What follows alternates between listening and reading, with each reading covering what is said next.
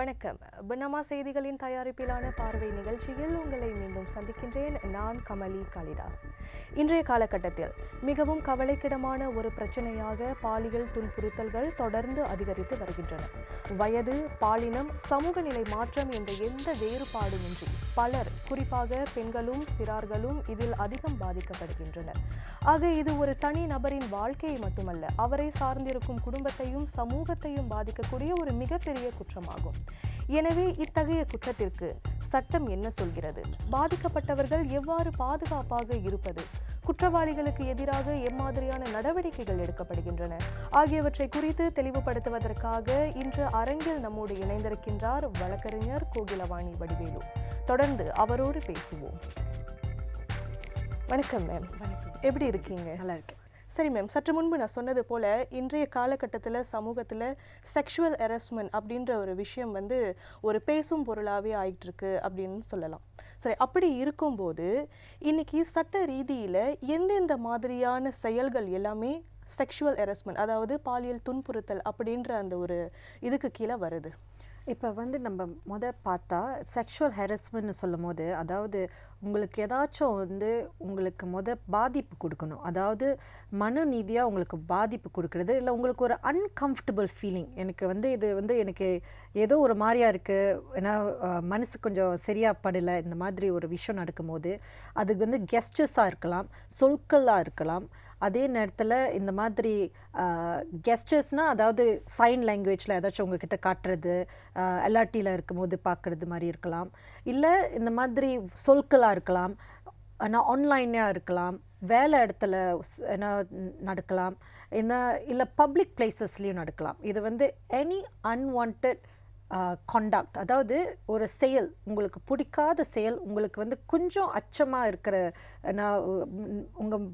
உங்கள் மனநல பாதிப்பு பண்ணுற ஒரு அச்சமான சிச்சுவேஷனில் நம்ம அது செக்ஷுவல் ஹராஸ்மெண்ட்னு சொல்லுவோம். சரி மேம், அப்படின்னா இன்றைக்கி இந்த செக்ஷுவல் ஹராஸ்மெண்ட்டை நிறைய பேர் ஒரு நகைச்சுவை, ஒரு கிண்டல் இப்படின்ற அந்த ஒரு டைப்பில் பார்க்குறாங்க. ஸோ அதை பற்றி நீங்கள் என்ன நினைக்கிறீங்க? அது நான் என்னை கேட்டால் சொல்லுறது joke stops being a joke when it makes you uncomfortable. இதை சட்ட நிதியாக பார்க்கும்போது அது ரிப்பீட்டட் கண்டினியூவஸ் ஆக்ட்னு சொல்லுவோம். அதாவது ஒரு 30 இல்லை, பல 30 இதே மாதிரி ஒரு ஜோக். அந்த ஜோக் எப்போ நம்மளுக்கு இது ஜோக் இல்லை, அதுக்கும் மேலேயாக இருக்குமோ, இல்லை வரம்பு மீறி போகிற, எல்லையை மீறி போகிற மாதிரி நம்மளுக்கு தோணுச்சுன்னா, அதாவது செக்ஷுவல் இன் நேச்சர். அந்த ஜோக்கு உங்களை செக்ஷுவலாக நீதியாக ஒரு ஜோக்கு போட்டால் அந்த மாதிரி அது கண்டிப்பாக செக்ஷுவல் ஹராஸ்மெண்ட்டில் துன்புறுத்தலில் தான் போய் முடியும்.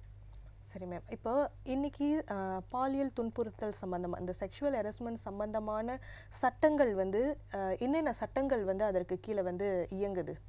அமைச்சு இப்போ இந்த செக்ஷுவல் ஹராஸ்மெண்ட் கொஞ்சம் சீரியஸாக தான் பார்த்துருக்காங்க. பல திருத்தங்கள் நடந்துருக்கு சட்ட ரீதியாக. அதாவது லாட் ஆஃப் அமெண்ட்மெண்ட்ஸ். இப்போ sexual harassment anti sexual harassment act 2022 2022 புதுசாக அமல் கேம் இன்டு ஃபோர்ஸில் நடக்கும்போது அங்கே ஒரு ட்ரைபுனல் நம்மளுக்கு திறந்தாங்க. அதாவது ட்ரைபுனல் என்ன, இப்போ ஒரு கோர்ட் மாதிரி, ஆனால் அது ஒரு ட்ரைபுனல். நீங்கள் உங்கள் கம்ப்ளைண்ட்டை அங்கே முன்னெடுக்கலாம், கோர்ட்லேயும் போய் முன்னெடுக்கலாம். லேபர் கோர்ட்ஸில் செக்ஷுவல் ஹராஸ்மெண்ட் அட் ஒர்க் பிளேஸ்க்கு அவங்க கிட்ட கூட்டிகிட்டு போகலாம். அதே நேரத்தில் நீங்கள் இந்த ட்ரைபுனலில் போய் கூட உங்களோட கம்ப்ளைண்ட்டை பதிவு செய்யலாம். சரி மேம், இப்போ வேலை இடங்களில் செக்ஷுவல் ஹராஸ்மெண்ட் நடக்குது, பொது இடங்கள்லையும் செக்ஷுவல் ஹராஸ்மெண்ட் நடக்குது. இப்போ செக்ஷுவல் ஹராஸ்மெண்ட் அப்படின்னாக்கா அது ஒரு இடத்துல தான் நடக்கும் அப்படின்னு இல்லை இல்லையா? ஸோ இப்படி இருக்கும்போது இது ரெண்டுத்துக்குமான வேறுபாடு எப்படி இருக்குது சட்ட ரீதியில்? சட்ட ரீதியாக இது ரெண்டுமே ஒரு தப்பான செயல் தான் சட்டம் பார்க்குது. இது கண்டிப்பாக அன்லாஃபுல். ஏன்னா இப்போ பப்ளிக் பிளேசஸில் என்ன சட்டம் பாய்ப்போம்னா, நம்ம கிரிமினல் சட்டத்தை பாய்ப்போம்.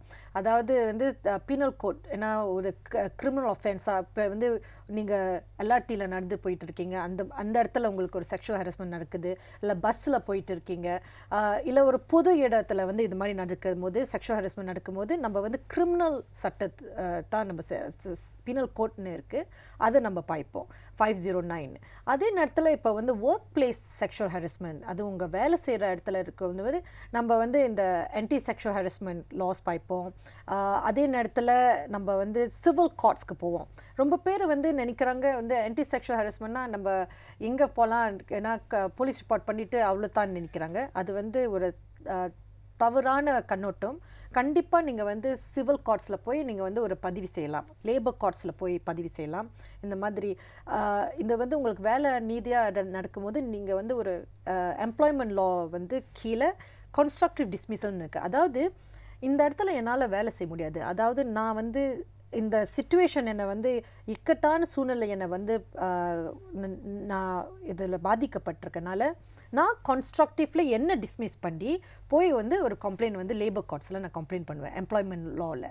ஸோ அது வந்து ஆன்லைன் நான் work place sexual harassment.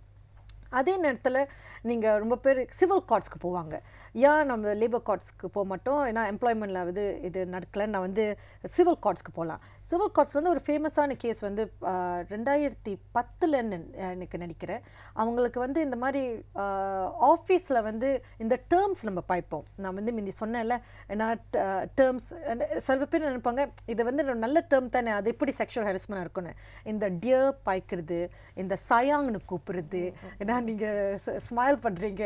So அந்த வார்த்தை அந்த கேஸில் வந்து ஒரு ஃபேமஸ் கேஸ். ஆக்சுவலி இன்றைக்கி வரைக்கும் செக்ஷுவல் ஹராஸ்மெண்ட் சிவில் கோர்ட்ஸில் வந்து அந்த கேஸ் தான் நம்ம பற்றி பேசுவோம். சயாங்னு பாய்ச்சிருக்காரு 2-3 தாட்டி அவரோட நான் சுப்பீரியர். ஏன்னா அவங்க வந்து அந்த நேரத்தில் ஹெச்ஆர் கிட்ட போயிருக்காங்க, என்கொயரி நடந்திருக்கு. அது வந்து இன்னும் ஒரு தப்பான செக்ஷுவல் ஹராஸ்மெண்ட்டில் வந்து இதில் வந்து சேராதுன்னு சொல்லிட்டு விட்டுருக்காங்க. அந்த மாதிரி நடக்கும்போது அவங்க என்ன பண்ணியிருக்காங்க, அந்த பெண்மணியை வந்து சிவில் கோர்ட்ஸில் நீதிமன்றத்துக்கு போயிருக்காங்க. அங்கே வந்து அவங்களுக்கு ஒரு நஷ்ட ஈடு நான் நினைக்கிறேன் ஒரு 250,000 நஷ்ட ஈடு வந்து கொடுத்துருக்காங்க. அதாவது இந்த உங்களுக்கு நடந்த ஆஃபீஸில் ஒர்க் பிளேஸில் வந்து அது செக்ஷுவல் ஹராஸ்மெண்ட் தான், பாலியல் துன்புறுத்தல் தான், ஃபார் த வேர்ட் சயா. சரிங்க மேம். பாருங்கள், இப்போ வேறு இடத்துல நடந்தாலும் அதற்கான அந்த சட்ட இது வந்து கொஞ்சம் கொஞ்சமாவது அது கொஞ்சம் டிஃப்ரெண்ட் ஆகுது இல்லையா? 2 இடத்துலையும் குற்றம் தான், பாய்க்கிற சட்டம் வந்து வேறு. சரி மேம், இப்போ நிறைய இந்த அபியூஸ்மெண்ட்டில் பாதிக்கப்படுற பெண்கள் வந்து புகார் அளிக்கிறதுக்கு தயங்குறாங்க, வெளியே வர்றதுக்கு பயப்படுறாங்க. அதற்கு பல காரணங்கள் இருக்கலாம். அவங்க குடும்பத்தை பற்றி யோசிக்கலாம், மேபி அவங்க மேரிட்னா அவங்க பிள்ளைங்களை பற்றி யோசிப்பாங்க. இப்படி நிறைய காரணங்கள் இருக்குது. உங்களை பொறுத்த வரைக்கும் ஏன் வந்து பெண்கள் அதை வந்து புகார் அளிக்கிறதுக்கு தயங்குறாங்க? நான் நினைக்கிறேன் அந்த விக்டிம் பிளேமிங்னு சொல்லுவோம். ஏன்னா அதாவது நீங்கள் போய் நான் ஒரு கேஸ் வந்து போன வருஷம் செஞ்சேன். அதாவது வந்து நான் அந்த பெண்மணிக்கு தான் நான் ஆஜராகினேன். அந்த நேரத்தில் வந்து அவங்க ஒரு டாக்டருக்கு வந்து அவங்க வந்து புகார் பண்ணாங்க. அவங்க புகார் பண்ணும் போதே என்ன நடந்துச்சுன்னா எல்லாமே அவங்கள தான் சொன்னாங்க. ஏன்னா அவங்க வந்து தான் நான் அந்த டாக்டர்கிட்ட நான் இந்த மாதிரி மெசேஜ் பண்ணியிருப்பாங்களா, அவங்க தான் நான் காஃபிக்கு இன்வைட் பண்ணாங்களா, இந்த மாதிரி பல குற்றச்செயல் வந்துச்சு. அவங்க இந்த மாதிரி எனக்கு இந்த மாதிரி நடந்துருச்சுன்னு சொல்லும் போது. ஸோ நான் நினைக்கிறேன் அந்த விக்டிம் பிளேமிங் வந்து அதுவும் பெண்களாக இருக்கும்போது அவங்க என்ன சட்டை போட்டுட்டு போனாங்க அந்த நேரத்தில். அவங்க போனது வந்து ஒரு டாக்டர் செக்கப்புக்கு. ஏன்னா அவங்க அந்த வெளியே வரும்போது அந்த கம்ப்ளைண்ட்டை வந்து முன்னேற்றம் லான்ச் பண்ணும்போது பல விஷயம் வந்து விக்டிம் பிளேமிங் மாதிரி தான் இருந்துச்சு. நான் நினைக்கிறேன் அது தான் முக்கிய காரணம். இன்றைக்கி பெண்கள் வந்து இந்த செக்ஷுவல் ஹராஸ்மெண்ட் வந்து நம்ம சொன்னால் நம்மளோட மானமும் ஏன்னா கொஞ்சம் கஷ்டமாக ஏன்னா பேசப்படுமான ஒரு இக்கட்டான சூழ்நிலை தான் நான் நினைக்கிறேன் ரொம்ப பேர் இருக்காங்க. Yes, exactly. ஏன்னா நிறைய பேர் வந்து அதை யோசித்து தான் வந்து வெளியில் வர்றதுக்கே வந்து யோசிக்கிறாங்க. இன்னொரு பக்கம் வந்து எங்கடா நம்ம அதை வெளியில் சொன்னோம்னா நம்ம அந்த பிளேமிங் வந்து நம்மளே எடுத்துக்க கூடிய அந்த நிலைமை வந்துருமோ அப்படின்னு சொல்லி அந்த மாதிரி நடந்தோன்னே அவங்களோட ஏன்னா குடும்பத்தில் இப்போ நீங்கள் கரெக்டாக சொன்னீங்க மிஸ், நீங்கள் சொன்னீங்க இந்த மாதிரி குடும்பத்தில் அப்புறம் ஒரு 4 பேர் வந்து உங்களோட கோரிக்கையை கேட்கும் போது கூட இன்னொரு 4 பேர் உங்கள் சொந்தக்காரங்க வந்து இது தேவையில்லை நம்மளுக்கு, இந்த குடும்பமும் ஏன்னா நம்ம குடும்பமோட பேரும் சேர்ந்து என்ன பாதிக்கப்படும் என்ன சொல்லுவாங்க. அதே நேரத்தில் நீங்கள் இது வந்து நம்ம ரொம்ப பேர் யோசிக்க மாட்டோம். அவங்க ஃபைனான்ஷியல் ஸ்டெபிலிட்டியும் கொஞ்சம் இது பண்ணுறது. ஏன்னா இந்த மாதிரி நீங்கள் முன்னுக்கு வந்தீங்கன்னா உங்கள் வேலை இடத்துலையும் உங்களுக்கு சமயத்தில் குடைச்சல் கிடைக்கும். உங்கள் வேலை உங்களோட ஃப்ரெண்ட்ஸ் வந்து உங்ககிட்ட கொஞ்சம் நான் தூர போன மாதிரி ஒரு ஃபீலிங் இருக்கும். ஏன்னா இது நம்மளுக்கு தேவையில்லையே இன்னும். ஏன்னா சமயத்தில் கோர்ட்டுக்கு போகும்போது கண்டிப்பாக நீங்கள் வந்து ஒரு சாட்சிக்காக வர வாய்ப்பு இருக்குது. ஒரு கூட்டாளியாக கண்டிப்பாக நான் உங்களை வந்து இந்த மாதிரி நீங்களும் இருந்தீங்க வந்து பேச வந்து நடந்ததை சொல்லுங்கன்னு சொல்லும் போது அவங்க அச்சப்படலாம். ஒரு வர்றது வந்து ஒரு விட்னஸாக இருந்தாலும், அதாவது ஒரு சாட்சிக்கு தான் வர சொன்னாலும் இது வந்து கொஞ்சம் ஒரு எல்லாத்துக்கும் ஒரு கஷ்டத்தை நடக்கும்போது, அதனால தான் நான் நினைக்கிறேன் ரொம்ப பேருக்கு தெரிய மாட்டேங்குது. குடும்பம் கண்டிப்பாக இந்த மாதிரி இது நம்மளுக்கு தேவையில்லாத ஒரு விஷயம் இப்போதைக்கு சொல்கிறது விட, இந்த மாதிரி நம்மளோட வேலை செய்கிறதோ இல்லை நம்மளோட rise fall everything will be affected. சரி மேம், இப்போ முதல்ல நீங்கள் சொன்னீங்க இல்லையா, அவங்க தான் என்னை டியர்னு கூப்பிட்டாங்க அப்படின்ற மாதிரியான குற்றச்சாட்டுகள்லாம் வரும் அப்படின்னு. சரி மேம், இப்போது சமூக ஊடகத்தில், அதாவது சோஷியல் மீடியாவில் வந்து அன்வான்ட் ஃபோட்டோஸ், அப்புறம் தேவையில்லாத இந்த ஆபாசமான செய்திகள் இதெல்லாம் அனுப்புகிறாங்க இல்லையா, இது வந்து சட்டப்படி குற்றமான ஒரு செயலா? ஆமாம், கண்டிப்பாக. இப்போ வந்து இது வந்து ஆன்லைன் செக்ஷுவல் ஹாரஸ்மெண்ட் இன்றைக்கி வந்து ஒரு கண்டிப்பாக உங்களுக்கு தெரியும், ஒரு ஆன்லைன் டிஜிட்டல் வேர்ல்டாக நம்ம வந்து நோக்கி போயிட்டு இருக்கும் போது பல விஷயங்கள் வந்து என்ன அவதூறாக பேசுகிறது கூட இப்போ ஆன்லைன் டெஃபமேஷன் தான் பல குற்றச்சாட்டு வந்து முன்னேறு வந்து என்னோட கிளையண்ட் வந்து கொடுத்துருக்காங்க. அந்த நேரத்தில் வந்து நீங்கள் பார்க்க முடிஞ்சால் பல அது வந்து செக்ஷன் 236 மல்டிமீடியா கம்யூனிகேஷன்ஸ் ஆக்டில் வந்து ஒரு குற்றச்சாட்டாக வரும். அதே நேரத்தில் பீனல் கோடாகவும் ஆகும். ஏன்னா இப்போ வந்து ரொம்ப சீக்கிரமாக 1 கிளிக் அவேன்னு சொல்லுவோம். அந்த செய்கிறது வந்து ஆன்லைன் டெஃபமேஷன் தான் ரொம்ப சீக்கிரமாக செய்யலாம். அதுவும் நீங்கள் முகமூடி பின்னால் செய்யலாம். அதாவது நீங்கள் வந்து யாருன்னு சொல்லக்கூட தேவையில்லை. ஸோ அந்த மாதிரி சொல்லும் போது பிரச்சனை என்ன நடக்கும்னா, அவங்க யார் வந்து நம்மளுக்கு போட்டான்னு வந்து ஒரு ஒரு பிரச்சனை எவிடன்ஸ் வாய்ஸ் யார் தான் இந்த பரவனா இந்த இந்த ஆன்லைன் செக்ஷுவல் ஹாரஸ்மெண்ட் வந்து யார் தான் செஞ்சான்னு வந்து விக்டிமுக்கு வந்து கொஞ்சம் பிரச்சனை வரும் ப்ரூவ் பண்ணுறதுக்கு. பட் அதர் தென் தட் அந்த இது தான் நடந்துச்சு, இந்த நம்பர்லேருந்து தான் வந்துச்சு, இல்லை இந்த அக்கௌண்ட்டில் ஃபேஸ்புக் அக்கௌண்ட் இது தான், இல்லை இன்ஸ்டாகிராம் அக்கௌண்ட் இது தான் வந்துச்சுன்னா நீங்கள் அதை வச்சு நீங்கள் வந்து கண்டிப்பாக உங்களோட கம்ப்ளைண்ட் ஆன்லைன் செக்ஷுவல் ஹாரஸ்மெண்ட்டில் பதிவு செய்யலாம். சரி மேம், இப்போ பெண்கள் அப்படின்றதை தாண்டி இன்றைக்கி வந்து சிறார்களும் வந்து நிறைய பேர் வந்து இந்த பாலியல் வன்கொடுமைக்கு வந்து ஆளாகிறாங்க இல்லையா, சைல்டு அபியூஸ் அப்படின்ட்டுன்னு. ஸோ அப்படி இருக்கும்போது பெற்றோர்கள் இதை தடுக்கிறதுக்கு பெற்றோர்கள் எந்தெந்த மாதிரியான விஷயங்களில் கவனம் செலுத்தலாம்? இது ரொம்ப ஒரு கஷ்டமான கேள்வியே. இப்போ நீங்கள் மலேசியாவில் பார்த்தீங்கன்னா கண்டிப்பாக மிஸ் உங்களுக்கு தெரியும், பல மாதங்களாக இது வந்து தான் பெரிய பிரச்சனையாக போயிட்டுருக்கு. பாலியல் துன்புறுத்தல், சிறு பாலியல் துன்புறுத்தல் தான் பெருசாக போயிட்டுருக்கு இந்த காலகட்டத்தில். நான் நினைக்கிறேன் பேரண்ட்ஸ் வந்து பல டியூட்டிஸ் அண்ட் ரெஸ்பான்சிபிலிட்டிஸ் இருக்குது. ஆனால் அவங்கள வந்து நீதி மன்றத்தில் வந்து அவங்க மேலே குற்றம் வந்து ரொம்ப வருதில்லை. அவங்களுக்கு தெரியணும், ஒரு சின்ன விஷயமா இருந்தாலும், அதாவது ஒரு சிறுவங்களுக்கு வந்து சாப்பாடு நேரத்துக்கு கொடுக்காட்டி கூட அது ஒரு அப்யூஸ் தான். ஏன்னோ நம்ம வந்து பாலியல் துன்புறுத்தலில் வந்து பேசுகிற மனுக்கு நீங்கள் வந்து அப்யூஸ், சைல்ட் அப்யூஸ் பற்றி சொன்னீங்க. செக்ஷுவல் ஒஃபென்சஸ் அகெயின்ஸ்ட் சில்ட்ரன் வந்து 2017 வந்து ஒரு ஆக்ட் இருக்குது. அதே நேரத்தில் இப்போ நான் நினைக்கிறேன் அமைச்சர் வந்து என்ன போன வருஷம் பல விஷயங்கள் children sexual offences against children, அதாவது போனோகிராஃபியோட லாஸ், பிள்ளைங்களுக்கு வந்து இந்த செக்ஷுவல் க்ரூமிங், அது வந்து பல திருத்தங்கள் செஞ்சுருக்காங்க சட்டத்துக்கு. இன்றைக்கின்னு சொல்ல போனால் என்ன கேட்டால் அந்த சட்டங்கள் வந்து புது சட்டங்கள் வந்து பல நல்ல சட்டங்கள் வந்து முன்னேறி இருக்குது. ஏன்னா அது என்ஃபோர்ஸ்மெண்ட் தான் கொஞ்சம் கம்மியாக இருக்குது. என்ஃபோர்ஸ்மெண்ட்னா நான் வந்து என்ன சொல்ல விரும்புனா, இந்த ஜபாத்தன் கபாஜிக்கா இந்த வெல்ஃபேர் அந்த மாதிரி வந்து அவங்களுக்கு வந்து இந்த மாதிரி ஒரு பிள்ளையை வந்து ஒரு கம்ப்ளைண்ட் வந்தோடனே அவங்களோட முயற்சி இல்லை அவங்களோட எவ்வளோ சீக்கிரமாக அந்த பிள்ளையை வந்து சென்டரில் விற்கிறது, அந்த சேஃப்டி ஆஃப் த சில்ட்ரன் வந்து மேபி கொஞ்சம் நம்ம வந்து மேலே பார்க்கலான்னு நம்ம வந்து நினைக்கிறோம். இந்த பிள்ளைங்களோட இது வந்து பேரண்ட்ஸ்க்கு நீங்கள் திருப்பி கேட்ட கேள்விக்கு நான் வரும்போதுன்னா, அவங்களுக்கு தெரியணும். அவங்க வந்து ரொம்ப பேர் சொல்கிறாங்க, இல்லையே இது என்னோட பிள்ளை, நான் வந்து இந்த மாதிரி வளர்க்குறது வந்து அது எப்படி அப்யூஸ் ஆகும்னு தான் எல்லாமே சொல்கிறாங்க. ஏன்னா சில விஷயங்கள் வந்து நீங்கள் பார்த்துருப்பீங்க, இந்த கேஸ் வந்து மலாக்காவில் நடந்துச்சுன்னு நினைக்கிறேன். அந்த மாதிரி காடி போயிட்டு இருக்கும்போது பிள்ளைங்கள் வந்து நான் காடி விண்டோலேருந்து வெளியே இருந்திருக்காங்க.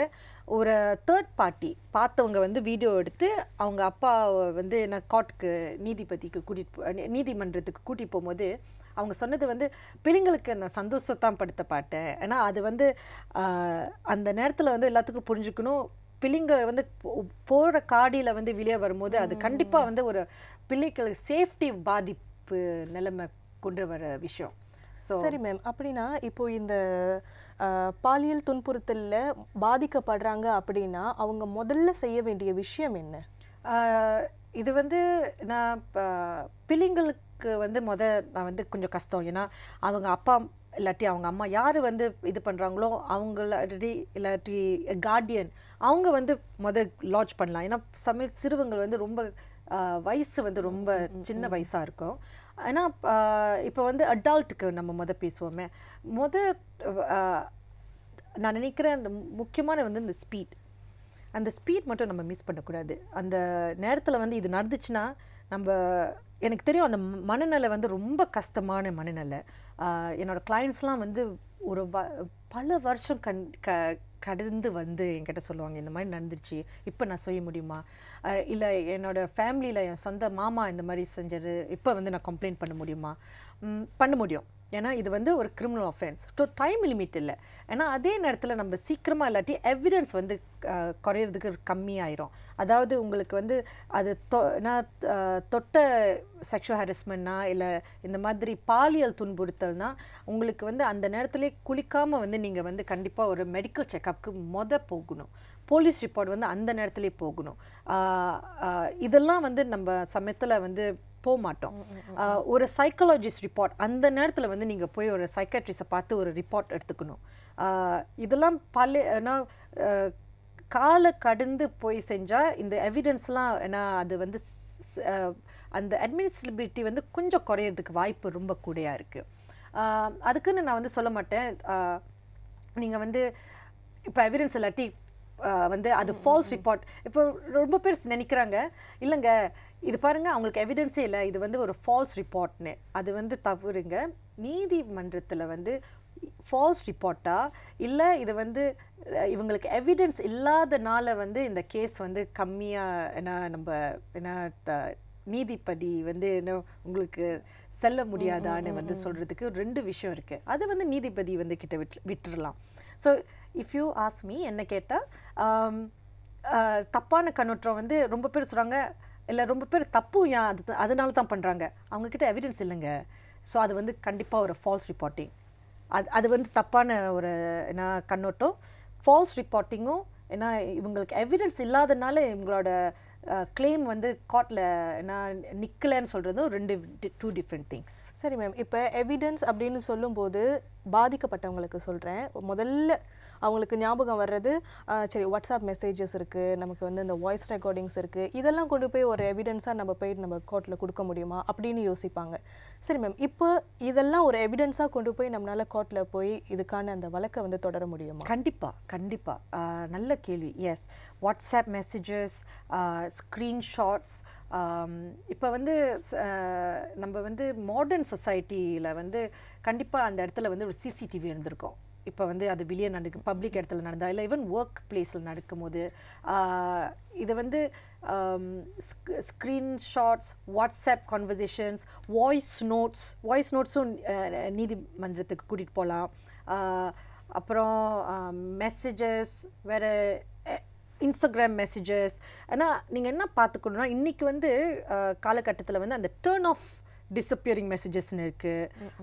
ஸ்க்ரீன்ஷாட்ஸ் வந்து சில ஆப்ஸ்க்கு வந்து அது பாய்க்க முடியாது. இல்லை நீங்கள் ஸ்க்ரீன்ஷாட் எடுக்கும் போது அந்த நபருக்கு வந்து அது வந்து ஒரு நோட்டிஃபிகேஷன் அனுப்பணும். அதுதான் நான் நினைக்கிறேன் இன்றைக்கி உள்ள இந்த காலகட்டத்தில் பிரச்சனை. ஸோ நான் நினைக்கிறேன் முடிஞ்ச வரைக்கும் நீங்கள் வந்து இதெல்லாம் வச்சுக்கிறது வந்து நல்லது. இல்லாட்டி நீங்கள் உங்கள் ஆரல் எவிடன்ஸ் வந்து நீங்கள் கண்டிப்பாக கொடுக்கலாம். ஏன்னா அது வந்து இந்த மாதிரி ஒரு ஸ்க்ரீன்ஷாட் இல்லை இந்த மாதிரி ரிட்டன் எவிடன்ஸ்க்கு வந்து ப்ரைமரி எவிடன்ஸாக கொஞ்சம் ப்ரூவ் பண்ணுறதுக்கு கஷ்டமாக இருக்கும். சரி மேம், இப்போ வந்து நம்ம பெண்களோட பாலியல் துன்புறுத்தல் பற்றி பேசணும், அப்புறம் சிறார்களுக்கு எதிரான பாலியல் துன்புறுத்தல் பற்றி பேசணும். இப்போ ஒரு நிறுவனத்தில் வேலை செய்யக்கூடிய ஒரு எம்ப்ளாயி, ஓகே, ஒரு ஊழியர், அவருக்கு பாலியல் அந்த மாதிரி பாலியல் ரீதியிலான அந்த கொடுமைகள் நடக்காமல் இருக்கிறதுக்கு அந்த நிறுவனத்துக்கு என்ன மாதிரியான பொறுப்புகள் வந்து வழங்கப்படுது? முதல்ல வந்து இதற்கான பொறுப்புகள் வந்து வழங்கப்படுதா? அது என்ன மாதிரியான பொறுப்புகள்? இப்போ வந்து பல பேர் வந்து என்ன நினைக்கிறாங்கன்னா, இப்போ இந்த நினைக்கிற செக்ஷுவல் ஹராஸ்மெண்ட்டில் கஷ்டமான இது வந்து sexual harassment at work place. நல்ல கேள்வி இது. ஏன்னா நம்மளுக்கு அந்த சமயத்தில் அந்த வேலை தேவை. இது நடக்கிறது வந்து யூஸ்வலி நம்ம வந்து சொல்லுவோம் பவர் இம்பேலன்ஸ்னு சொல்லுவோம். அதாவது உங்களுக்கு சுப்பீரியர், உங்களோட பாஸ் இந்த மாதிரி உங்ககிட்ட வந்து நடைமுறை நினச்சா, இப்போ பாஸ்க்காக என்ன பாஸ் கேட்கும் போது நம்ம செய்யணுமான்னு வந்து நம்மளுக்கு சமயத்தில் என்ன தோணும். இது வந்து இல்லை, இது எப்படி இப்போ என் பாஸ் பற்றியே நான் எப்படி கம்ப்ளைண்ட்டை வந்து முன்னுக்கு வைக்கிறதுன்னு தோணும். ஸோ அதனால தான் நிர்வாகத்தில் இந்த மாதிரி ஹெச்ஆர் கிட்ட உங்ககிட்ட வந்து ஷோ காஸ்ட் கொடுக்கணும், டொமெஸ்டிக் என்கொயரி செய்யணும். இந்த மாதிரி எல்லாம் செஞ்சுட்டு அந்த கிளைம் வந்து அந்த செக்ஷுவல் ஹராஸ்மெண்ட் உண்மையால் நடந்ததுன்னு ப்ரூஃப் ஆச்சுன்னா அவங்கள வேலையை விட்டு நீக்கப்படணும். ஏன்னா அதே நேரத்தில் இப்போ பல இடத்துல வந்து நான் சொன்னல, அந்த ஒரு கேஸ் வந்து அந்த கம்ப்ளைண்ட் வந்து அவங்க ஹெச்ஆர் கிட்ட பண்ணாங்க. அப்புறம் டொமெஸ்டிக் என்கொயரியில் வந்து இல்லை இது தப்பாக சயாங்கன்னு கூப்பிட்றது ஒன்று பெரிய தப்பு விஷயம் இல்லை சொல்லும் போது அதனால தான் அவங்க நீதிமன்றத்துக்கு போனாங்க. ஸோ இட்ஸ் அது கஷ்டமான இடம் தான். ஏன்னா நீங்கள் வந்து 2-3 ஏன்னா அதே நேரத்தில் இப்போ புது லாவில் வந்து 2022 அந்த ஆன்டி செக்ஷுவல் ஹராஸ்மெண்ட்டில் வந்து ஒரு ட்ரைபுனல் இருக்குது. அது ஒரு நல்ல இடம். ஏன்னா இப்போ வந்து எல்லாமே நினைப்போம் நம்மளுக்கு வந்து போலீஸ் ரிப்போர்ட் பண்ணிவிட்டு போலீஸ் வந்து இன்வெஸ்டிகேட் பண்ணிட்டு இல்லாட்டி எவிடன்ஸ் இல்லாட்டி விட்டுருவாங்கன்னு. நம்ம வந்து என்ன செய்ய முடியும்? ரொம்ப பேரை வந்து பலவீனமாயிடுவாங்க. ஏன்னா எவிடன்ஸ் இல்லைங்க, போலீஸும் முடியாதுன்னு சொல்லிட்டாங்கன்னு. இந்த ட்ரைபுனல் வந்து ஒரு நல்ல இடம். நீங்கள் வந்து அங்கே போய் உங்களோட புகாரை பண்ணிட்டு அந்த கிளைம் வந்து நடந்துச்சுன்னா அங்கே வந்து லாயர்லாம் இருக்க தேவையில்லை, நீங்களே உங்களுக்கு வாதாடலாம். ரொம்ப காம்ப்ளெக்ஸான சிச்சுவேஷன் வந்து நடந்துச்சுன்னா தான் லாயருக்கு வந்து அந்த லா பார்ட் மட்டும் அவங்க வருவாங்க. அதே நேரத்தில் அங்கே வந்து உங்களுக்கு நஷ்ட ஈடு 250,000க்கு வந்து கொடுப்பாங்க. ஸோ அந்த இடத்துல மட்டும்தான் நீங்களே சொந்தமாக உங்களோட வழக்கை வந்து நீங்கள் முன்னேற்றி வைக்கலாம். ஐ think it's a good tribunal. அது எப்படி வந்து நான் சரியாக வரமானு வந்து நம்ம ஒன்று பார்த்துட்ருக்கோம். Because it's new. போன வருஷம் தான் அந்த ட்ரைபுனலோட ஜட்ஜஸ், அதாவது ஃபார்மர் சீனியர் லாயர்ஸ், முன்னாள் ஜட்ஜஸ், நீதிபதிகளை வந்து அந்த ட்ரைபுனலில் கேட்குறதுக்கு வந்து அவங்கள போட்டாங்க. ஐ திங்க் அது வந்து ஒரு நல்ல சட்டமாக வருது. ஏன்னா அந்த செயல் வந்து எப்படின்னு நம்மளுக்கு ஒன்று பார்க்க தான். பட் என்ன கேட்டால் போலீஸ் ரிப்போர்ட்டுக்கு மட்டும் நீங்கள் வந்து நினைக்காதீங்க, அது தான் உங்களோட only way. I think sexual harassment at workplace is very serious. ரொம்ப பேர் வந்து முன்னுக்கு வர்றதுக்கே கஷ்டப்படுவாங்க. ஏன்னா இது வந்து என்னோட வேலை, இது வேலை விட்டுட்டு நான் உங்களுக்கு வேலை, அப்புறம் இந்த மாதிரி நீங்கள் இந்த கம்பெனி விட்டுட்டு போகிறதுக்கு ரெஃபரன்ஸ்க்கு உங்களுக்கு பிரச்சனையாக வரும். ஏன்னா மற்றவங்களுக்கு வேலை கொடுக்கறதுக்கு வந்து இதை வந்து யோசிப்பாங்க. ஸோ சரி மேம், இப்போ முதல்ல நீங்கள் சொல்லியிருந்தீங்க இல்லையா, ஹெச்ஆர் டிபார்ட்மெண்ட்டில் கூட நம்ம போய் கம்ப்ளைண்ட் பண்ணலாம் அப்படின்ற மாதிரி. ஆனால் இன்றைக்கி ஹெச்ஆர் டிபார்ட்மெண்ட்டே வந்து இந்த மாதிரியான புகார்களை வந்து மறைக்கிறதுக்கு வந்து முயற்சிக்கிறாங்க அப்படின்ற மாதிரியான குற்றச்சாட்டுகள்லாம் எழுந்திருக்கு. ஸோ அப்படின்னும் போது இதுக்கு சட்டத்தில் என்ன மாதிரியான நடவடிக்கைகள்? அதான் நான் இப்போ முந்தி சொன்னேன்ல, அந்த மாதிரி இந்த ட்ரைபுனலுக்கு ஸ்ட்ரெயிட்டாக போயிருங்க.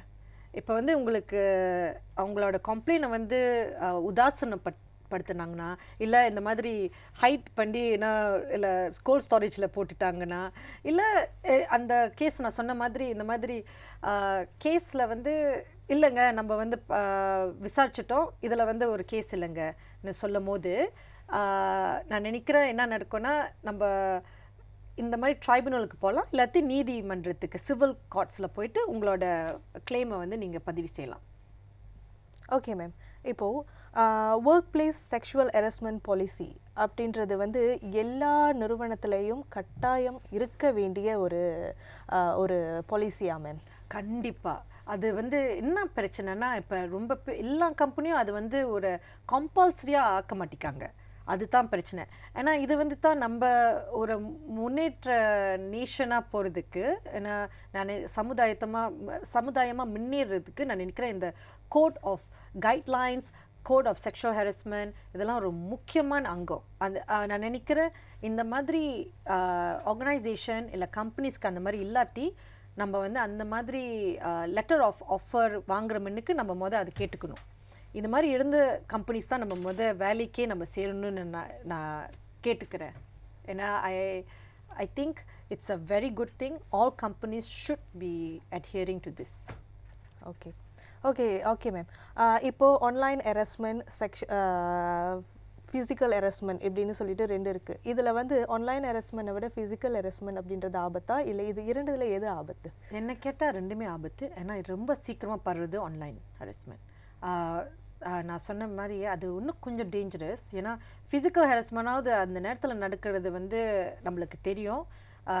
இந்த ஆன்லைன் ஹராஸ்மெண்ட் வந்து ரொம்ப சீக்கிரமாக நடக்கும். அந்த இட்ஸ் ஜஸ்ட் 1 click away. அந்த மாதிரி நடக்கும்போது நம்ம வந்து என்ன பண்ணுவோம்னா, அந்த எம்சி கிட்ட நம்ம ரிப்போர்ட் பண்ணுறதுக்கு வந்து நம்ம சீக்கிரமாக செய்யணும். அதனால தான் நான் சொல்கிறேன், ரொம்ப பேர் நினைக்கிறாங்க ரிப்போர்ட் பண்ணிட்டு அப்புறம் நம்ம ஒன்றும் பண்ண முடியலன்னு சொல்லும் போது தான் தயவு செஞ்சு அந்த ட்ரைபுனல், இந்த இப்போ வந்து புது ட்ரைபுனல், இது வந்து ஒரு புது சட்டம், ரொம்ப பேருக்கு இது தெரியல. யாருமே அந்த கம்ப்ளைண்ட் பதிவு செய்கிறதும் நான் நினைக்கிறேன் ரொம்ப குறைவான பதிவு தான் இருக்குது. தயவு செஞ்சு அந்த ட்ரைபுனலை பற்றி கொஞ்சம் படிங்க. அங்கே போய் உங்களோட கம்ப்ளைண்ட்டை லான்ச் பண்ணுங்கள். Okay ma'am. ஒரு குறுகிய நேரத்தில் இவ்வளோ விஷயங்கள், சட்டம் குறித்த தகவல்களை எங்களோட பகிர்ந்து கொண்டமைக்கு மிக்க நன்றி. வாய்ப்பு இருந்தால் மீண்டும் சந்திப்போம். ரொம்ப நன்றி. ஆக இன்று நாம் கேட்ட தகவல்கள், சட்ட ஆலோசனைகள், விளக்கங்கள் அனைத்தும் விழிப்புணர்வை மட்டும் ஏற்படுத்துவதற்காக அல்ல, மௌனத்தில் துன்பப்படுபவர்களுக்கு நம்மால் இயன்ற நம்பிக்கையையும் ஆலோசனையும் வழங்கக்கூடிய ஒரு முதல் படியாகும். எனவே மௌனத்தை தவிர்த்து துணிச்சலோடு குரல் எழுப்புவோம். மீண்டும் அடுத்தடுத்த நிகழ்ச்சிகளில் உங்களை சந்திக்கும் வரை உங்களிடமிருந்து விடை பெறுகிறேன். நான் கமலி காளிதாஸ்.